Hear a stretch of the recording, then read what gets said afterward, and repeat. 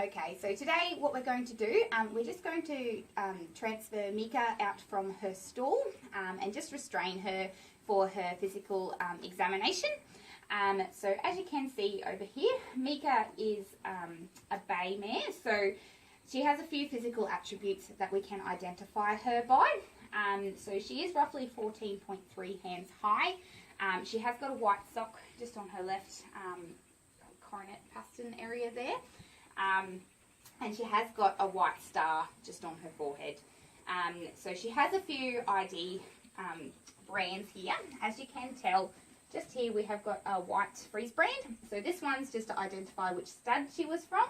And alternatively, on the other leg, we'll have a number just to identify which year she was born. So when we approach our patient, we want to come from the side. So she is able to be aware of our presence and not spook. So because they are a prey animal, we just want to make sure that she's aware of our presence and not approach directly in front or directly behind because they can't see in those 2 points of vision. So what we're going to do, we're just going to come up.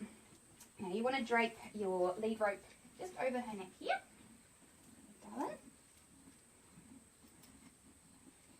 And then with her halter here, we just want to flip this over her muzzle. So this particular one is a buckle one. So that's a girl. You can alternatively get rope ones as well.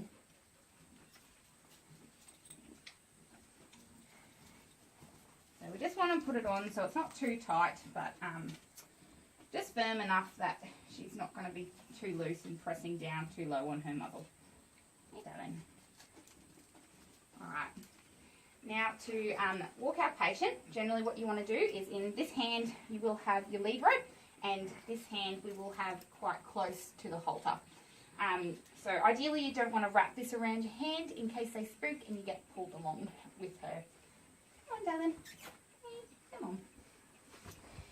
Now, for her physical examination, we can either leave her where she is and having food, but ideally we want to restrain her just in case she does spook out. So in this case, sometimes you can have another person hold her. Otherwise, we're just going to tie her here so we can examine her. Okay, so once we have restrained Mika here, so what we're going to do is we're just going to check her heart and her lung sounds just to make sure they're okay.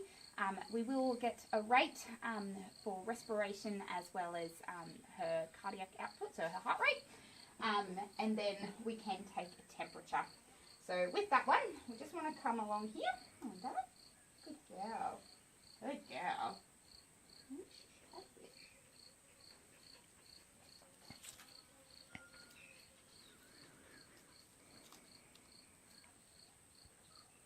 And then we'll move on to her lungs. Hey, darling. Good girl.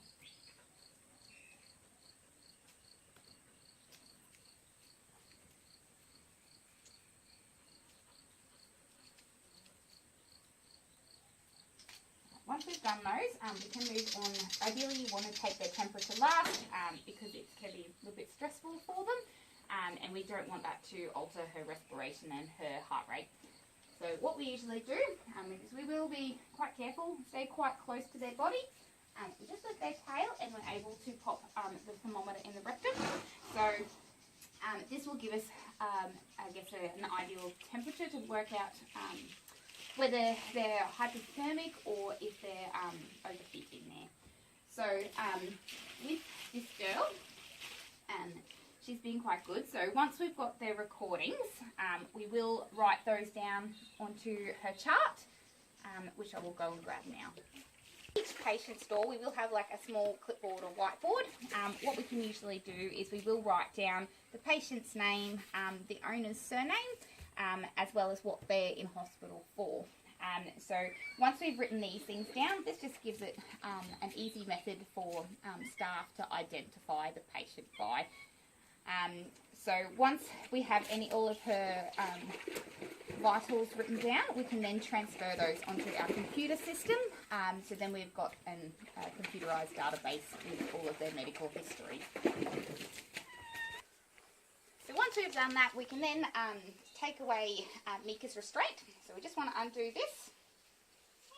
sweetheart. And then, come on, sweetie. Come on. You want to move her away, so at least when you are about to leave the gate, she's not going to be with her rear facing you, just to minimise any risk of kicking. So with this girl, you just need to undo this one here. Yes, sweetheart. That's the girl. Now we can just slip that one off. Come on, there. Hey, that's it, darling. Alrighty now. So once we've done the examination of Mika, we're just going to move her into another pen, just so we can clean her stable and just clean all her water and food dishes. So what we'll do is we'll just take her, lead her over here. Come on, Mika. Come on, darling. Good girl. That's it, come on. Just be careful where their hooves are, just so you don't get stomped on. Alright. So what we usually need to do, girls, we'll just get her to stop. We can open the gate. Come on, darling. Now, they're quite well-behaved horse, so we'll usually stay fairly still for you. Come on, darling. There we go. Come on. Good girl. That's it, sweetheart. Come on.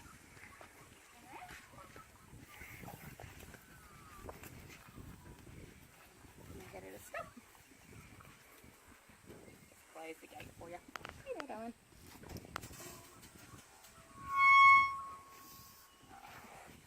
Once she's all quiet, you can release her. So generally what you want to do, you just undo this one, careful with it there, and then you can just slide it off her muzzle there. Good girl. And then we'll clean out her pen. Okay, so now what we're going to do is we're just going to clean out Mika's water receptacle.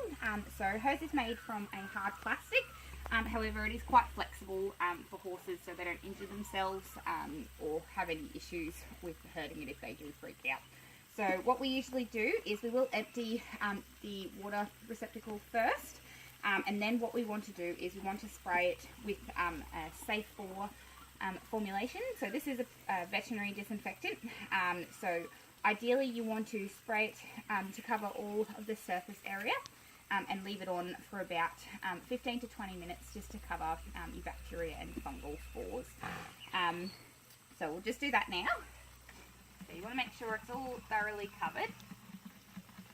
And then once that has all been sprayed, what we want to do then, leave that sit, and then we'll just rinse it out and fill it up.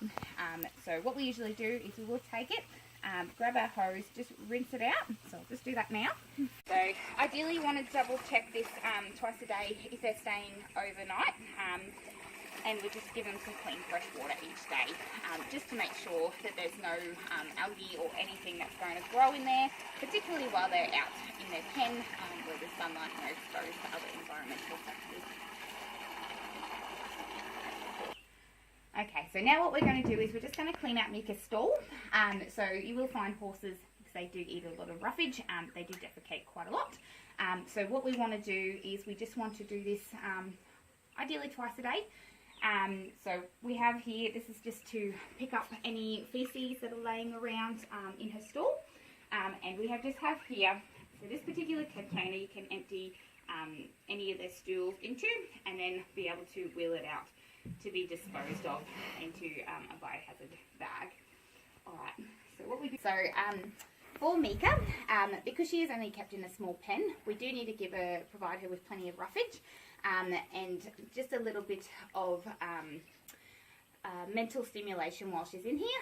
Because horses are quite intelligent animals, they can often get bored or anxious when kept in a small area.